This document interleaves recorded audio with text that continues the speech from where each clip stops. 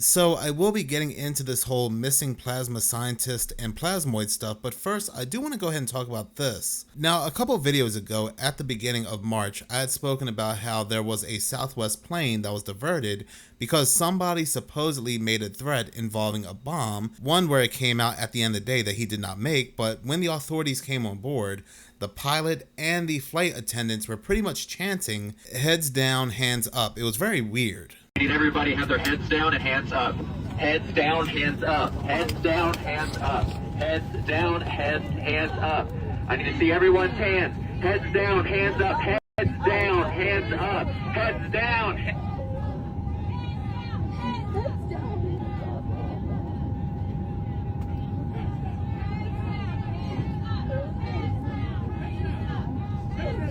Okay, babe. Okay.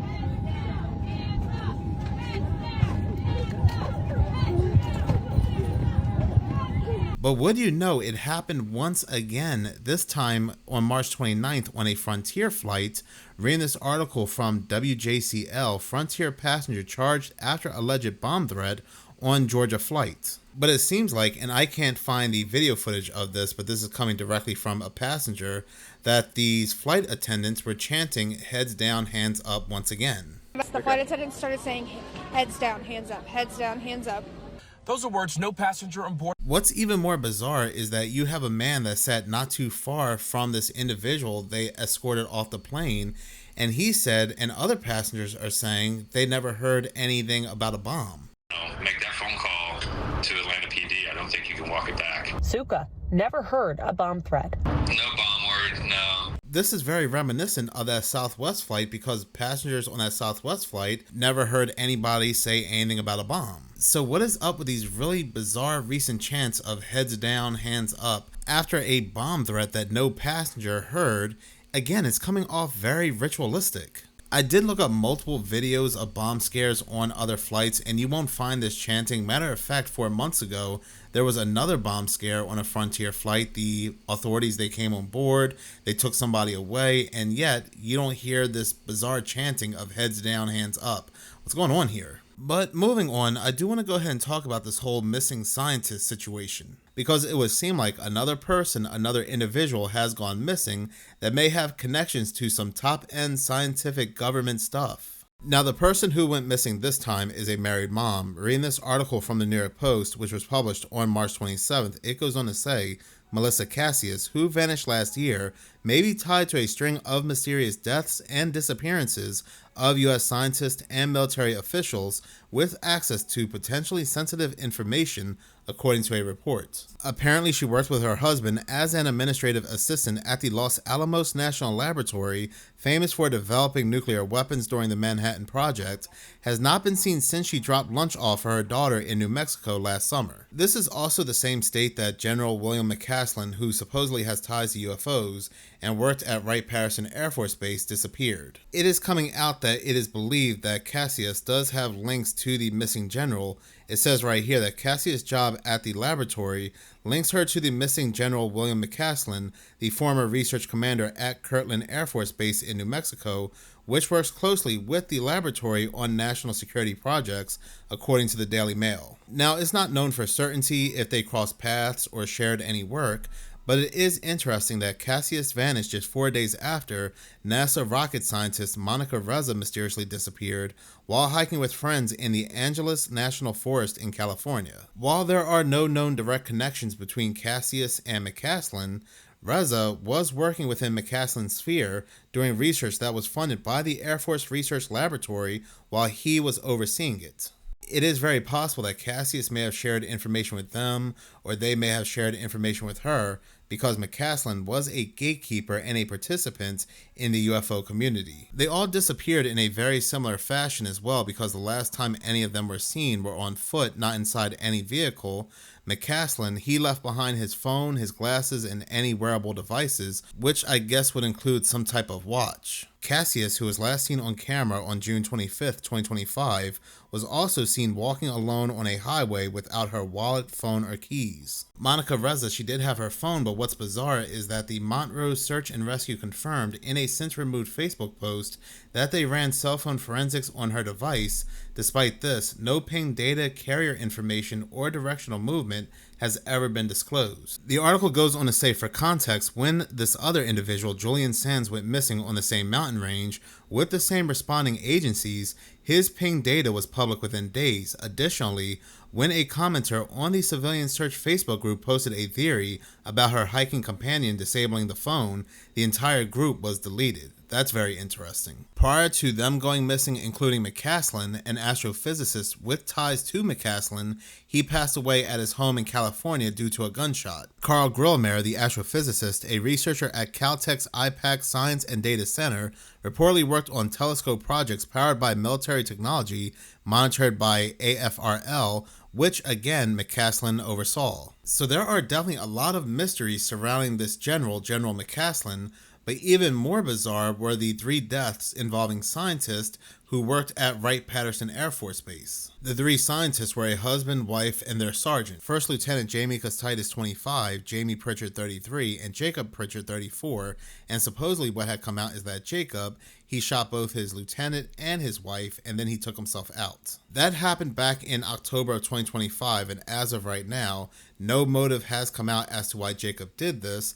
There are multiple theories, including an affair may have been going on, but again, that's just a theory. But given the fact that these 3 were scientists at Wright-Patterson Air Force Base and Air Force Base, which McCaslin oversaw between 2011 and 2013, is still a very interesting connection. And while McCaslin stopped working at Wright-Patterson Air Force Base well before this happened, we still don't know at the end of the day what was being shared back and forth between these people. When it comes to the police investigating the deaths of these 3 scientists, the sergeant that was involved in this investigation, he just suddenly quit with no reason as to why. He resigned on October 29th with no reason given, but a note in the separation section lists the sergeant in good standing and facing no pending discipline. He just got up and quit. Guess he found something or went a little bit too far into the rabbit hole and said that, nope, I'm not going to have any parts of this. Then there's Nuno Loureiro, the MIT professor who recently lost his life in a shooting. Now, while he may not be connected to any of these cases, he was indeed heavily working with plasma, which is what scientists at Wright-Patterson extensively work with. They work with plasma. They utilize plasma technology for research in plasma physics, sensor enhancement, space propulsion, hypersonic flow control, and environmental cleanup. And talking about sensors, Jacob Pritchard, who supposedly shot his wife and sergeant, he was a sensors director with Wright-Patterson Air Force Base. And it's very interesting that he was a sensors director with the aerospace, given the conversation of plasmoids that I'll get into. And if there is any connections to be had between General McCaslin and Nuno Loureiro, the MIT professor, General McCaslin on his X account, he had an extreme obsession with plasma and plasma-based physics. McCaslin's X posts were getting deeper and deeper with great example of how plasma can be used not only for free energy, but for weapons, for craft, even opening up gateways and portals. Before Nuno Loureiro was shot, he was working with a company called Commonwealth Fusion Systems. Their core mission was to create and confine plasma that produced more energy than it consumed. They were working directly with plasma. They had something called a spark tokamak. A tokamak is also being used by another organization called ITER. But when it came to Commonwealth Fusion Systems, they designed this to specifically heat hydrogen fuel into highly energetic superheated plasma to achieve net energy. This was going to be used as an alternate energy source. Matter of fact, they were going to go ahead and produce their first plasma in 2026, but I guess it's been held off. And not only that, by 2030, they were going to have their own power plant called ARC, which used the same energy technology to generate electricity. So this was definitely going to be an alternate energy source, but with their lead taken out and possibly others connected to this, more than likely this is not going to happen anymore. But checking out General McCaslin's X account, it is extremely fascinating and interesting when it comes to the topic of plasma and how when it comes to these missing scientists, all roads may lead right back to plasma. But even more interesting, talking about plasma and connecting to what we're seeing today, I found this article right here from the International Business Times. Scientists reveal lightning can spawn UFO-like plasmoids in shocking experiments. New research shows self-organizing plasma fireballs that resemble flying objects can emerge naturally from extreme electrical conditions. The article goes on to say a crack of lightning, a burst of heat, and suddenly a glowing sphere hangs in the sky like a crash from another world. And if you go to McCaslin's X post, he talks about exactly that, using plasma to create flying objects. But the article goes on to say, after a growing body of peer-reviewed experiments revealed that lightning and plasma can spontaneously create floating fireballs known as plasmoids. The article goes on to say that researchers have successfully recreated plasmoids inside laboratories, producing luminous spheres that look strikingly similar to natural ball lightning, or orbs. One of the most dramatic experiments took place at the Heavy Ion Collider in New York, where beams of gold nuclei were smashed together at near light speed. The collision created a fireball of plasma 300 times hotter than the surface of the sun. Remarkably, the fireball survived longer than the moment of impact itself. Other articles are saying a flying plasmoid can appear similar to a meteor or a luminous, fast-moving aerial phenomenon. A flying plasmoid can also cause these very loud booms that people have been hearing as well. Let us also not forget those quote-unquote meteors that were seen moving throughout the skies over in Texas, something that a meteor would not do. But a plasmoid can definitely move independently, and what if they were doing these tests, shooting these off across the United States as experiments? Just look at this quote-unquote meteor that was seen in Florida a couple days ago. This video comes from the Interstellar Discussion. UFO seen over Florida. This was absolutely strange and it perplexed everyone watching, like I'll show you in a second. And before you say anything, this wasn't a rocket, because on the 28th of March, there was no rockets or anything of the sort taking place. So it starts out looking like a meteor or something, travelling very slow, then it kind of stops with the trail and then hovers along like an orb and then phases out towards the end. Check this out and I'll speak to you in just a moment. What is that, guys? Look at it in the sky. Look in the sky in real life. What is that, guys? You have what is that, guys? What is that, guys? What is that, guys? Oh my god. What is that, guys? Oh, it just freaking disappeared. It just disappeared. Oh, there it is again. A meteor? Hmm. Where's Dad? Maybe I get out of here.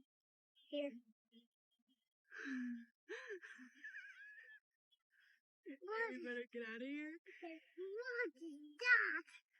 Maybe I just like a rocket or something. What is that? What is that? Maybe it's a meteor shower? What is that? Guys! What is that? Guys! What is that? I've just zoomed in and enhanced it ever so slightly so we can see a bit clearer what's going on here. So, Florida has had multiple UFO incidents taking place this month. UAP reports this month, notably jellyfish types on March 4th, another metallic object on March 12th, and plus scattered fireballs and other strange hovering objects seen in the vicinity over the course of this month, okay? So, Florida's got something weird going on, and judging by the reactions from the people around, this is something very peculiar. And there wasn't really any noises or anything associated with it. Hella strange, mate. I don't know. What do you guys think? If this is true that they are creating these plasmoids, this living plasma energy for all sorts of things, these things can change shape, change direction, can move independently, some even believing they have some form of sentience, just think about how things like this could be used in something like Project Bluebeam. And at the end of the day, we really don't know what these plasmoids are outside of what science is allowed to tell us. I don't think a lot of these plasma scientists know what they're dealing with either when it comes to these plasmoids until they reach the upper echelons. They could still be demons, fallen ones, entities, spirits under a different name. But moving on, I want to go ahead and show you something very interesting. So not that long ago, news came out that over in France, there was a court case involving the Freemasons and the French secret agents. But there is some very interesting numerology when it comes to this news. Not only that, a judge does something very interesting on camera, but continue to read this news article. It goes on to say, 22 people went on trial in France on Monday on charges of ending people's lives and other serious crimes centered on members of a Masonic lodge accused of running hit squads. This article I'm reading from France 24 goes on to say that those in the dock include 4 military personnel from France Foreign Intelligence Service, 2 police officers, a retired domestic intelligence officer, a security guard, and 2 business executives. They are accused of ending the life of a racing driver, attempting to end the lives of a business coach and a trade unionist, aggravated assault and criminal conspiracy, all on behalf of a mafia network inside the former Athénor, I think that's how you pronounce it, Masonic Lodge in Paris. Now, before we go any further, you may be saying that's awesome, the Freemasons, they're getting their due, they're going down, even if it's in another country like France. But before you get excited, one of the judges connected to this case is shown on camera exiting the court, and just look what he does with his hand. Members of a Masonic lodge accused of running hit squads. Those in the dock include 4 military personnel. The hidden hand, which looking this up further can either be done partially or all the way, shows a pledge of fidelity or loyalty to the lodge. And given the fact that we have a judge doing this, I don't think this case is going to be taken that seriously. It should be obvious anyway that most, if not all, of these judges are Masons anyway. The numerology is also very suspicious as well, 22 and 13, which are important numbers to Kabbalistic Freemasonry. They believe the number 22 is connected to the 22 paths of the Tree of Life, with the number 13 having multiple meanings but mainly unity. But looking this up further, apparently this Masonic lodge really acted like a mafia organization, again doing hits, stealing, blowing up cars. But from everything, again, from what we see from the judge to the numerology, this just looks like one big ritual that at the end of the day, nobody, especially connected to this Masonic lodge, is going to get in any real trouble. Let's be honest. But moving on, I do want to go ahead and see what other people are talking about. This next video comes from the Paranormal Chick. I'm sure many of you have heard the theory of UFOs or UAPs using clouds as cover, as cloaking mechanisms. Well, take a look at this footage. It was captured by a family on a commercial flight.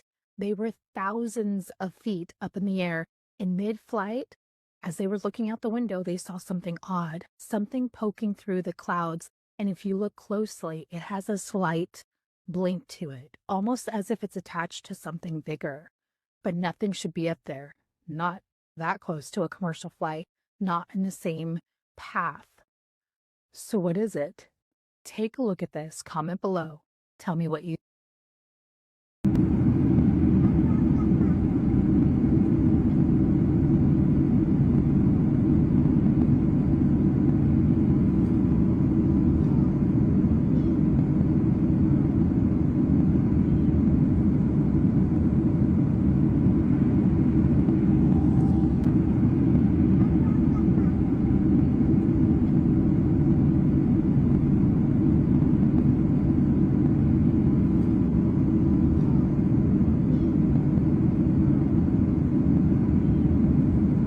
I have absolutely no idea what that could be, but to me, that looks like either a periscope within the clouds or one of those black flying things I talk about quite often on this channel, staying very still and observing the plane. That is very eerie. But talking about these black flying things in the skies, this was observed over in Canada, and if you look at it, it looks like it's swimming through the clouds. But I've noticed that this is how these things move ever since they've been observed, ever since the April 8th solar eclipse. It's almost like they're flying snakes almost, which is very eerie given the fact that on the day of the April 8th solar eclipse back in 2024, not only was CERN looking for dark matter, but NASA, they were firing off 3 rockets called APEP or Apophis or the Serpent. He or she zooms in close sometimes and you still can't make out what this is. You still can't make out a form. It looks like some kind of black wisp. What is also interesting, going back to plasmoids, I want to show in another video on my other channel, Minutes of Horror, I think tomorrow, where when they put these plasmoids in motion, it looks very similar to what we're seeing right now.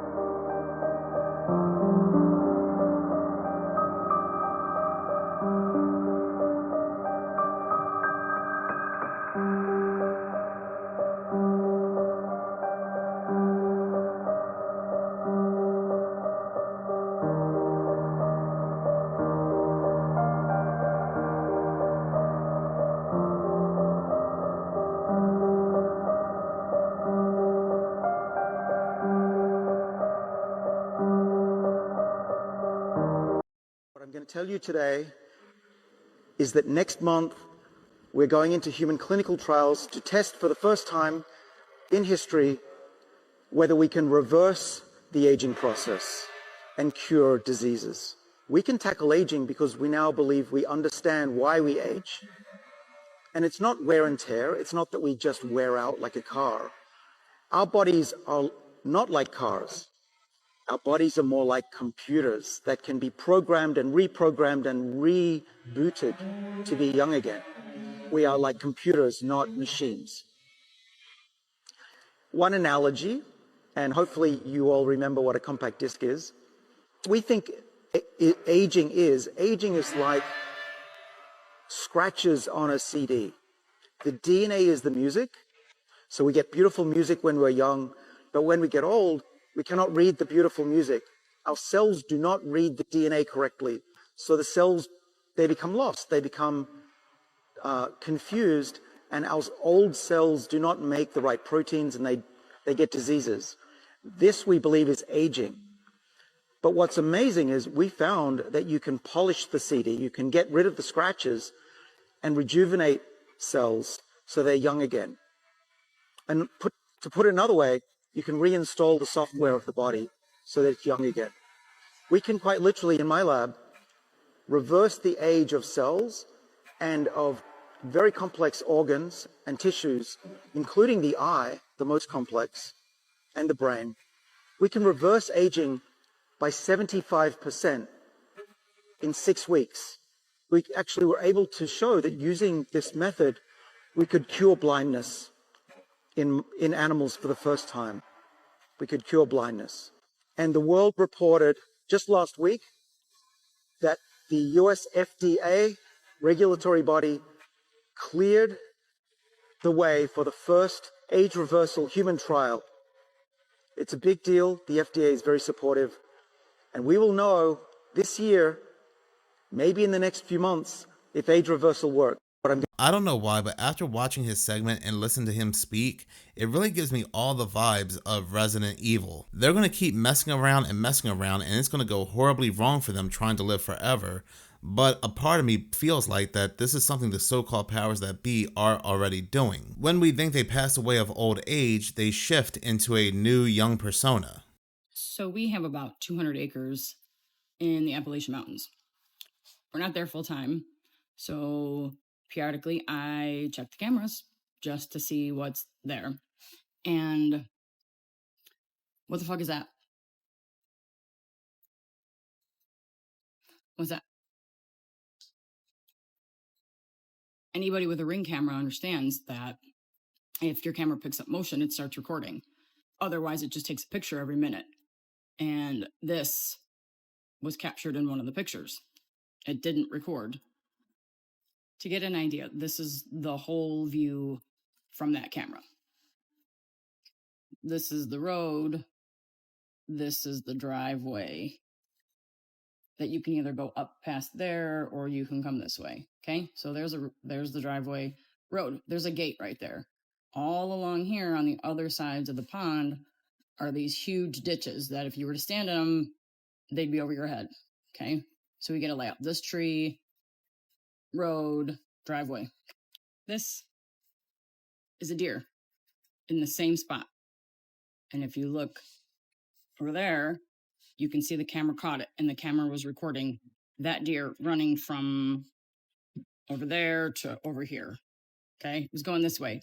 Camera caught it. You can see in the bottom corner, it says motion detected, that deer. Here is where it caught a car. You can see the car at the end of the driveway. See a vehicle. It caught it. It started recording, caught it. And now here is where you see it just pops up and then it goes away.